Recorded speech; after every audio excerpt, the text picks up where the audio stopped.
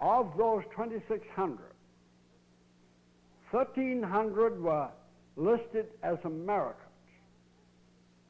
721, and I remember that figure, were listed as Irish Americans.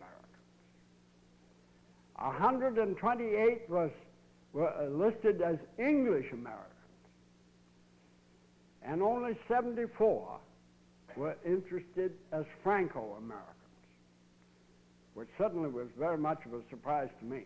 There were a few Germans. There were likewise a few Swedes. So that by the time, when the time arrived for Lewiston to become a city, it already had 28 schoolhouses in operation. But the citizens of South Lewiston were not completely content with just a grade school education for their children. Particularly the Gosselin family, the Hodgkins family, the Carville family, and a few of those families that were the backbone of early South Lewiston. So in 1822, by subscription, they employed a graduate of Bowdoin College to teach in 3 months of higher school subjects in South Lewiston. The second year,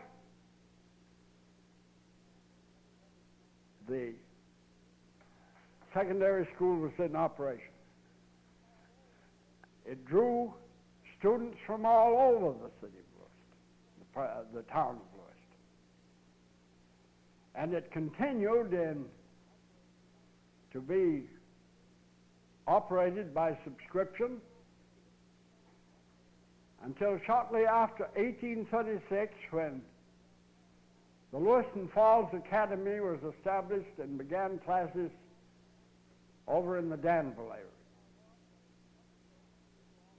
And when there was a secondary school already within the area,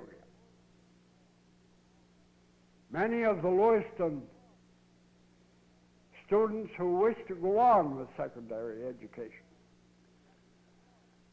came over and studied at the Lewiston Falls Academy.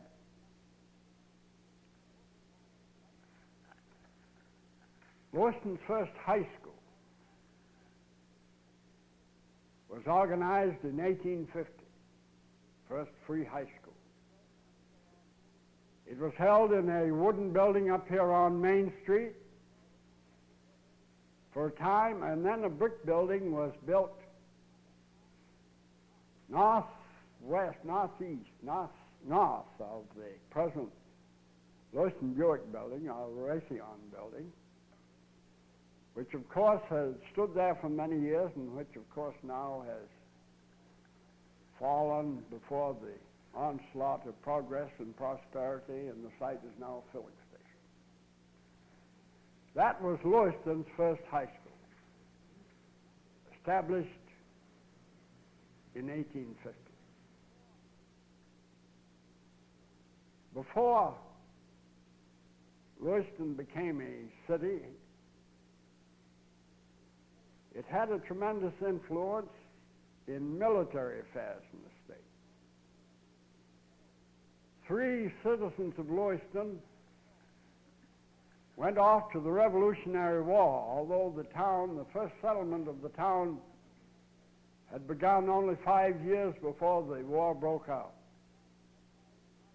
David and Benjamin Pettingill, father and son, and David Pettingill, incidentally, was the second permanent settler in Lewiston, went into the Revolutionary Army. David never came back. Benjamin Pettingill, however, did come back, and he left Lewiston and settled on the Minot side of the river, now Auburn.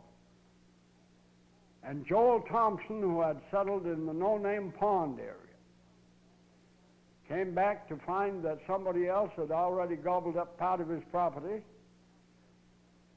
and finally he made an accommodation with them, so they divided up the lot that he had originally started to clear for himself. A considerable number of Revolutionary War veterans followed down through the years and settled in Lewiston, and then came the War of 1812. By 1812, Lewiston had a population of about 1,100. It raised 2 companies of militia to serve in the War of 1812. Captain Oliver Herrick, whose father had established what was supposed to be the first public house in the city of Lewiston,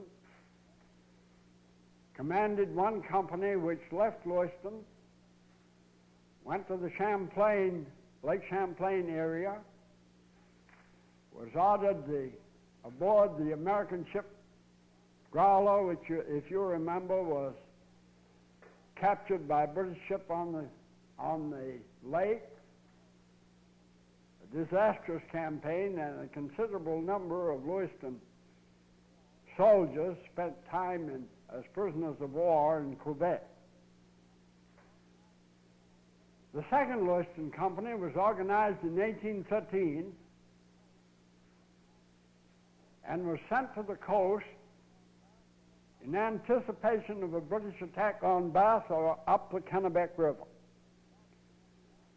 And they camped for about 3 weeks in what was later the town of Pittsburgh. There were no, so far as I can determine, no Lewiston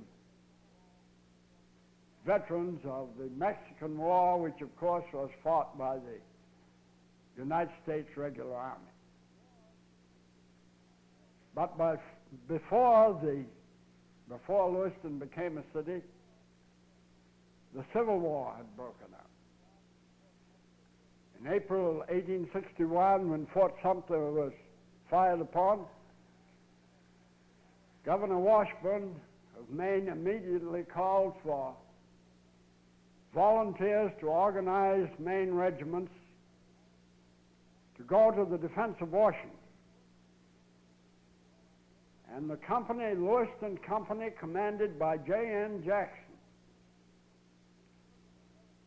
who had considerable military experience in the old militia, was the first company in the state of Maine to offer its services to Governor Washburn. Services, of course, which were accepted. They were sent to Portland, became a company of the 1st Maine Regiment of Infantry, and Captain Jackson became the colonel of the 1st Maine Regiment of Infantry. But no sooner had he arrived in Portland when a 2nd company of Lewiston volunteers arrived in Portland too. And they too were incorporated into the 1st Maine Regiment, which had 10 companies, so that 1/5 of the 1st Maine Regiment were from the Lewiston area and commanded by a Lewiston military man.